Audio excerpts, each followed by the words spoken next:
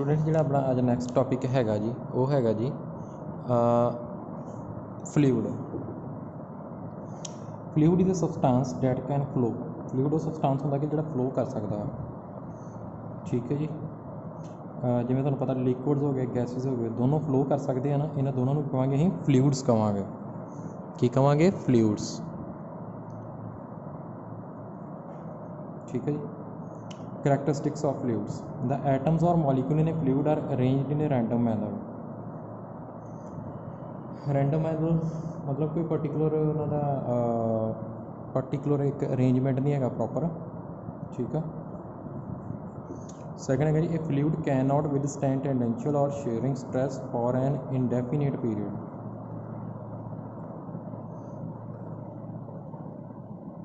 मतलब shearing stress तुहानूं पता ना किवें नॉर्मल अप्लाई करते हैं और सरफेस दे ਉਹਦੇ विदस्टैंड नहीं कर ज़्यादा टाइम तक नहीं रह सकते शेयरिंग स्ट्रेन तो स्ट्रैस तो सॉरी ये की करते हैं जो आप शेयरिंग स्ट्रैस अप्लाई करते हैं तो फ्लो करना शुरू कर देंगे हैं। नैक्सट है a fluid has no definite shape of its own it ultimately assumed at the shape of the container वैसो। ये कोई डेफिनेट शेप नहीं हैगी अपनी, ये वैसल की शेप अज्यूम करता। ठीक है जी। नैक्सट है a fluid can exert withstand a force in a direction perpendicular to its surface. So a fluid does have a bulk modulus of rigidity. और फ्लूइड आ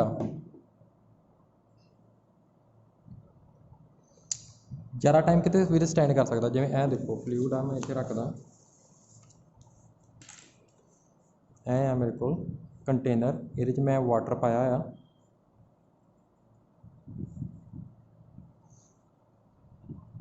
ज़्यादा चर विदस्टैंड कर सकता ना perpendicular to the surface. A surface है गिलास पानी पा के रख दो विदस्टैंड कर सकता ना, मतलब अपनी जगह पर रह सकता ना फ्लूइड। ठीक है। Next both liquid and gases are fluids. What is the main difference between them? Difference between liquid and gas तुहानूं पता ही है की है दोनों च main difference? A liquid is incompressible and has a definite volume and a free surface of its own, and a gas is compressible and it expands to occupy all the space available to it.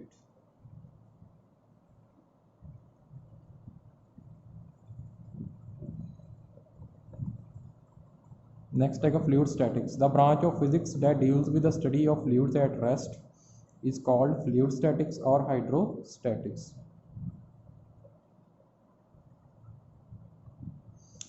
Physics की वो branch जी fluids को study करते जो कितने होंगे ने rest पर होंगे ने, तो उन्होंने कहने फ्लूइड स्टैटिक्स और हाइड्रोस्टैटिक्स कहने उस तरह। Its study includes hydrostatic pressure, Pascal law, Archimedes principle, flotation of bodies and surface tension. ठीक है जी। ये जो फिनोमिना अगे अपने ये टॉपिक पढ़ने हैं फ्लूइड स्टैटिक्स नाल related.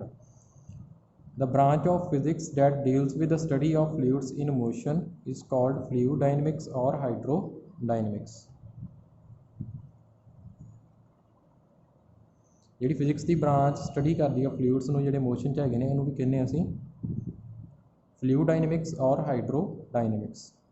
Its study includes equation of continuity, Bernoulli theorem, Torricelli theorem, viscosity. ठीक है, ये अगे आप पढ़ना। नेक्स्ट है thrust of a liquid. Equilibrium मीनस कोई फोर्स नहीं लग रही वो ऊपर। इक्विलिब्रियम का यह मतलब है ना बॉडी पूरी बैलेंस्ड है।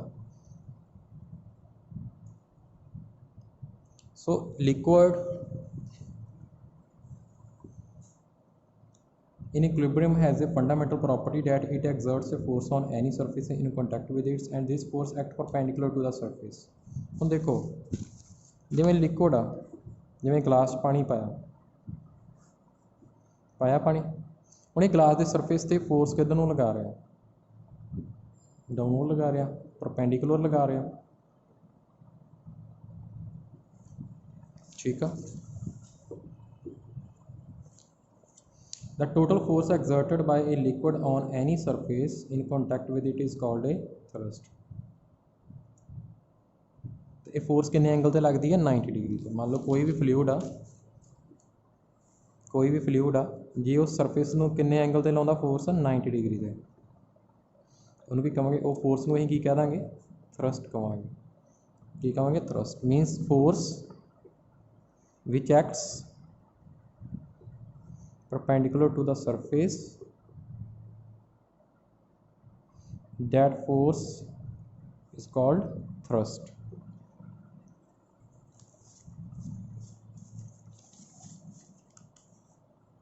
ठीक है जी। It is because of this thrust that a liquid flows out through the holes of a containing vessel. ਹੁਣ ਤੁਹਾਨੂੰ ਪਤਾ ਨਾ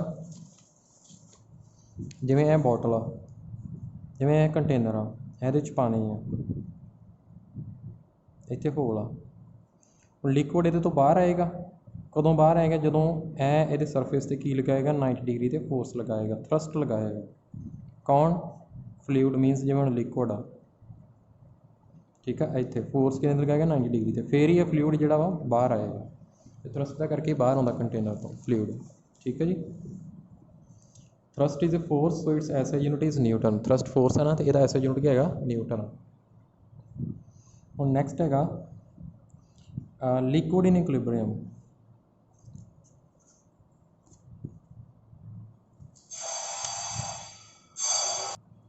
next is students liquid in equilibrium. तुसीं एक लिक्विड लै लेना ठीक है ये रैसट के उपर आ। इक्विलिब्रियम का मतलब है लिक्विड कित्थे हैगा वा वैसल दे विच कित्थे हैगा रैसट ते आ ठीक है। इक्विलिब्रियम देखो कंटेनर आ ये लिक्विड आ हुण इक्विलिब्रियम का मीनस ये कित्थे हैगा वा एट रैसट ये फ्लो नहीं कर रहा। देखो हुण जे सपोज ये किसी एंगल ते फोर्स लगा रहा परपेंडिकुलर है ना सरफेस ते जिवें देखो इधर नूं फोर्स लगा रहा जे लिक्विड किसी एंगल ते लगा रहा मैं सपोज कर लिया किसी एंगल ते लगा रहा है ना। देखो इतने भी आप सपोज किया ना किसी एंगल से फोर्स लगा रहा है तुहानूं पता इन्हें सरफेस से फोर्स लगानी हाँ परपेंडिकुलर लगानी मैनूं पता मैं उदा जी किसी एंगल से लैके तुहानूं मैं दस करके दसदा।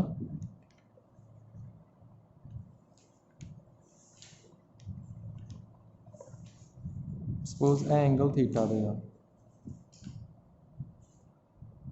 ये फोर्स नीचे नूं लग रही है हुण तुहानूं पता है जे इधर नूं फोर्स लग गई नॉर्मल डायरेक्शन होना आर आ गया हम इधर आर का की कंपोनेंट आ गया आर कॉस थीटा इधर की आ गया आर साइन थीटा। इन्हें चंगी तरह समझना। हुण देखो यह जी नॉर्मल डायरेक्शन फोर्स ही है ना नॉर्मल डायरेक्शन भी ये की लग रही है टेंडेंशियल लग रही है ना जिवें लिक्विड आ ये टेंडेंशियल लग रही है ना R cos theta. This is acting this direction is acting tangential to the surface of fluid।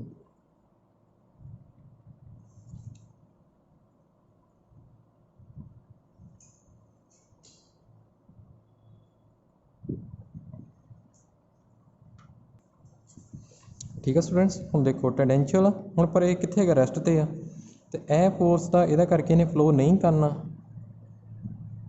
It means R cos theta कि इक्वल है जीरो दे देखो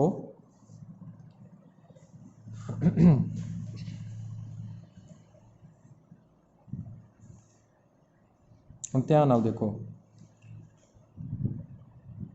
इधर जी फोर्स लग रही है तो देखो लिखा consider a liquid contain in a vessel in the equilibrium state of rest.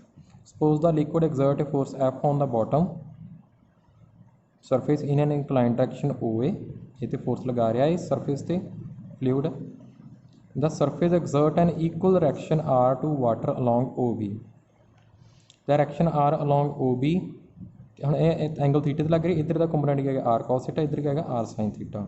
यह टेंडेंशियल कंपोनेंट है यह क्या है नॉर्मल कंपोनेंट है।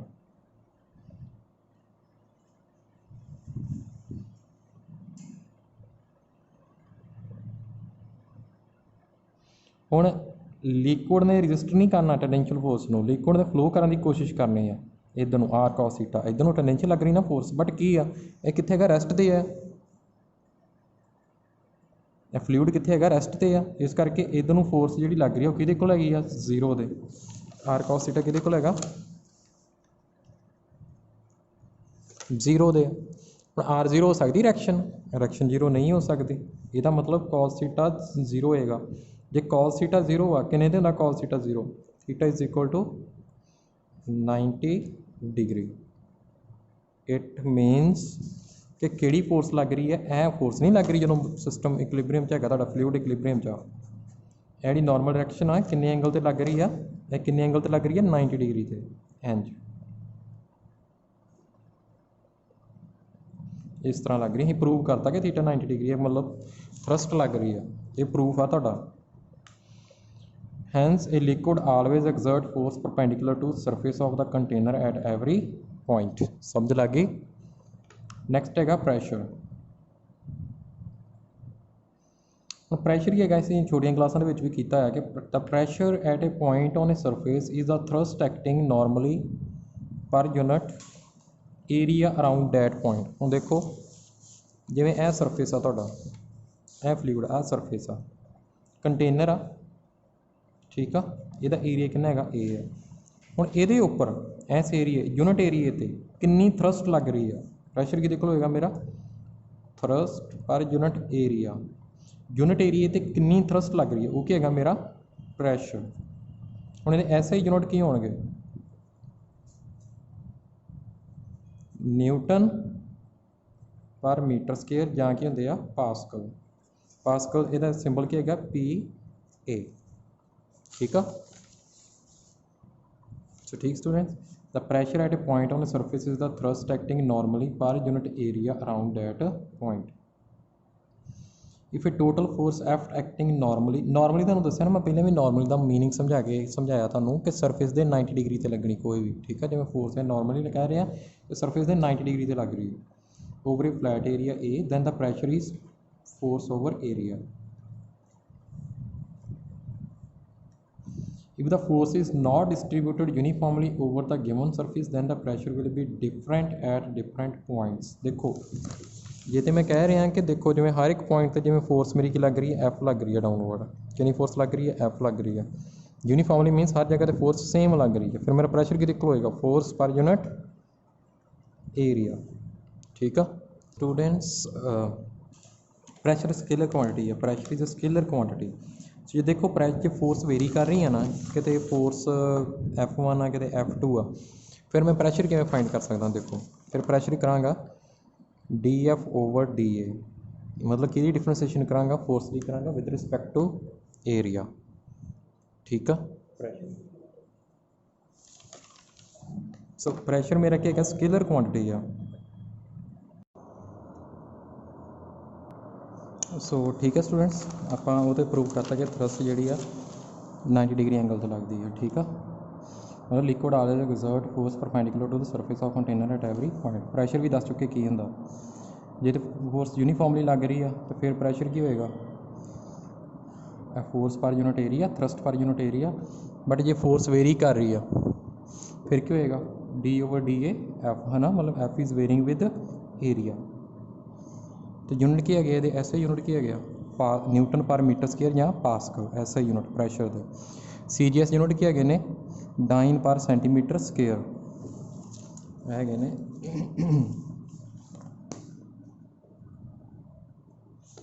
डाइन पर सेंटीमीटर स्केयर। ठीक है। सो नैक्सट है डिमेंशनल फार्मूला। तुहानूं पता ही है उपर फोर्स है नीचे एरिया वा, डिमेंशनल फार्मूला तुसीं फाइंड कर सकते हैं ईजली।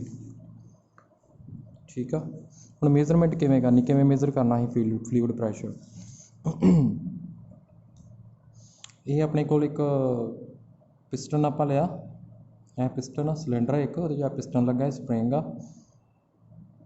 ठीक है, की क्या उन्होंने small pressure measuring device placed in fluid filled vessel.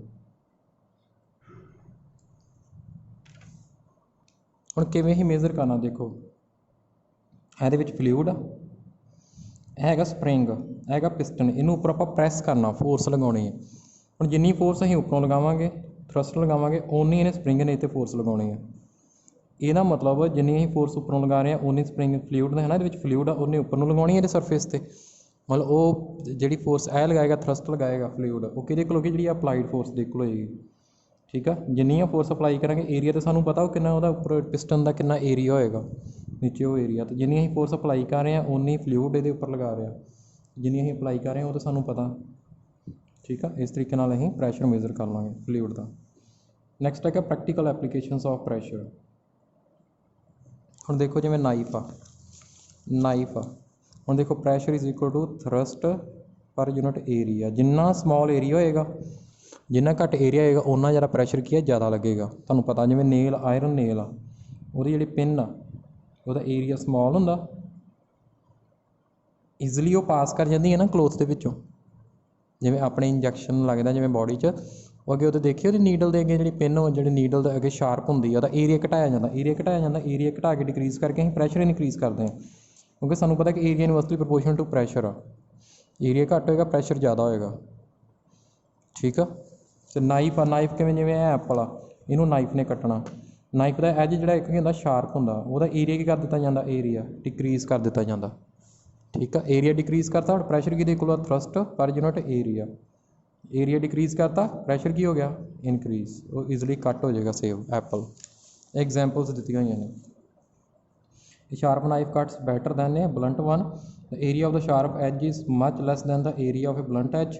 For the same total force, the effective force per unit area is more for the sharp edge than the blunt edge. Hence, a sharp knife cuts better. Railways track are laid on wooden sleeper. ਇਹਦਾ ਵੀ ਤੁਹਾਨੂੰ ਦੱਸਿਆ ਹੋਇਆ। ਠੀਕ ਹੈ, ਕਿਉਂ ਆ, ਇਹੋ formula ਲੱਗਣਾ। ਠੀਕ ਆ, ਕੈਮਲ ਕਿਉਂ ਈਜ਼ਲੀ ਮੂਵ ਕਰ ਜਾਂਦਾ। It is difficult for a man to walk on sand while camel walks easily on sand. ਠੀਕ ਹੈ, ਸਾਨੂੰ ਪਤਾ ਕੈਮਲ ਦੇ ਉਹ ਪੈਰ ਦਾ ਏਰੀਆ ਕੀ ਹੈਗਾ, ਜ਼ਿਆਦਾ ਹੈਗਾ, ਪ੍ਰੈਸ਼ਰ ਘੱਟ ਲੱਗਣਾ, ਇਸ ਕਰਕੇ ਉਹ ਰੇਤਾ ਦੇ ਵਿੱਚ ਨਹੀਂ ਖੁੱਬਦੇ। Pressure is equal to force per unit area ਨਾ, thrust per unit area. Thrust ਆ 90 ਡਿਗਰੀ 'ਤੇ ਲੱਗ ਰਹੀ ਫੋਰਸ। ਕੈਮਲ ਦੇ ਫੁੱਟ ਦਾ ਸਾਈਜ਼ ਕੀ ਹੁੰਦਾ, ਜ਼ਿਆਦਾ ਹੁੰਦਾ, ਤਾਂ ਏਰੀਆ ਕੀ ਹੈਗਾ, ਲਾਰਜ ਆ। ਜਿੰਨਾ ਜ਼ਿਆਦਾ ਲਾਰਜ ਏਰੀਆ ਪ੍ਰੈਸ਼ਰ ਉਨਾ ਘੱਟ, ਇਸ ਕਰਕੇ ਉਹਦਾ ਪੈਰ ਰੇਤਾ ਦੇ ਵਿੱਚ ਨਹੀਂ ਦਬਦਾ, ਇਸ ਕਰਕੇ ਉਹ ਈਜ਼ਲੀ ਮੂਵ ਕਰ ਜਾਂਦਾ।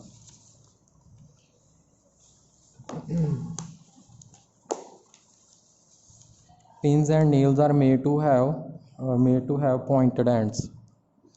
ਹੁਣ ਜਿਹੜੇ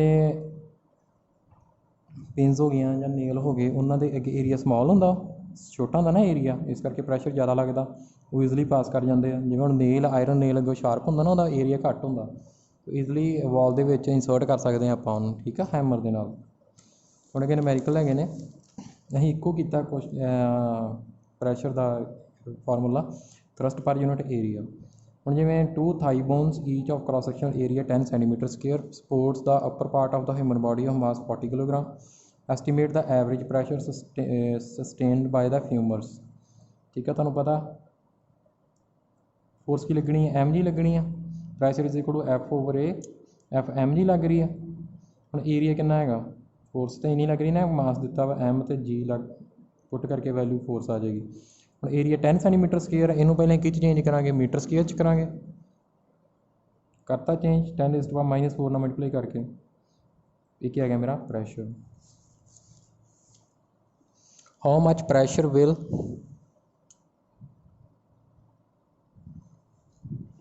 a man of weight 80 kilogram force exert on the ground when he is lying and he is standing on his feet.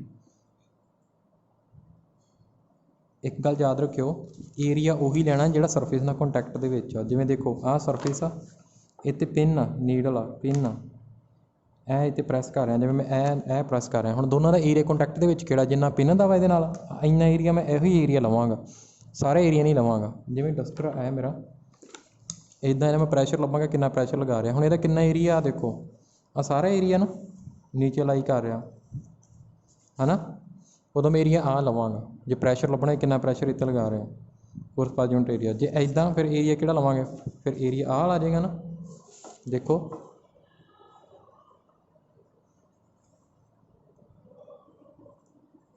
ਠੀਕ ਹੈ ਜੀ। ਸੋ ਇਹ ਧਿਆਨ ਰੱਖਣੀ ਗੱਲ।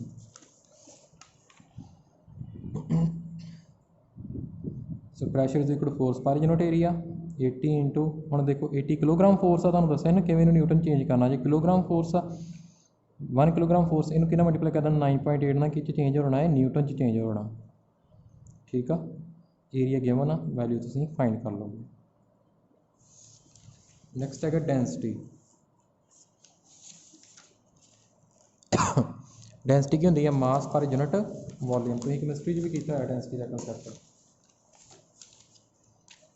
The density of any material is defined as its mass per unit volume if a body of mass m occupies volume v then its density is density की देखो मास per unit volume ठीक है डेंसिटी स्केलर क्वांटिटी है ਹੁਣ ਜਿਵੇਂ liquid ਆ ਇਨਕੰਪਰੈਸਿਬਲ ਆ ਹੁਣ ਉਹਨਾਂ ਦੀ ਡੈਂਸਿਟੀ ਜਿਹੜੀ ਆ ਉਹ ਕੌਨਸਟੈਂਟ ਆ ਹਰ ਜਗ੍ਹਾ 'ਤੇ ਬਟ ਗੈਸਿਸ ਆ ਉਹਦੀ ਡੈਂਸਿਟੀ ਵੇਰੀ ਕਰਦੀ ਹੈ ਕਿਉਂਕਿ ਜੇ ਕੰਪਰੈਸਿਬਲ ਆ ਤਾਂ ਉਹ ਡੈਂਸਿਟੀ ਵੀ ਵੇਰੀ ਕਿਵੇਂ ਕਰਦੀ ਹੈ ਕਿ ਉਹ ਕੰਪਰੈਸ ਹੋਏ ਨੇ ਵੋਲੀਅਮ ਘੱਟ ਜਾਂਦਾ ਫਿਰ ਡੈਂਸਿਟੀ ਇਨਕਰੀਜ਼ ਹੋ ਰਹੀ ਹੈ ठीक है जी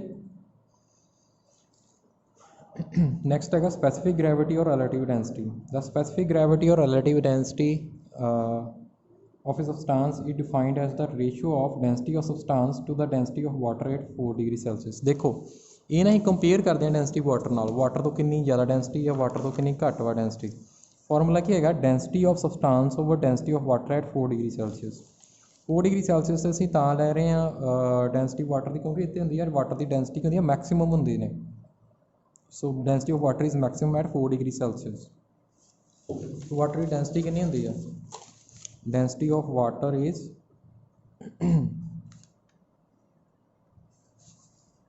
1000 किलोग्राम पर मीटर क्यूब ਜਾਂ ਕੀ ਹੁੰਦੀ ਹੈ 1 ग्राम पर सेंटीमीटर क्यूब ठीक है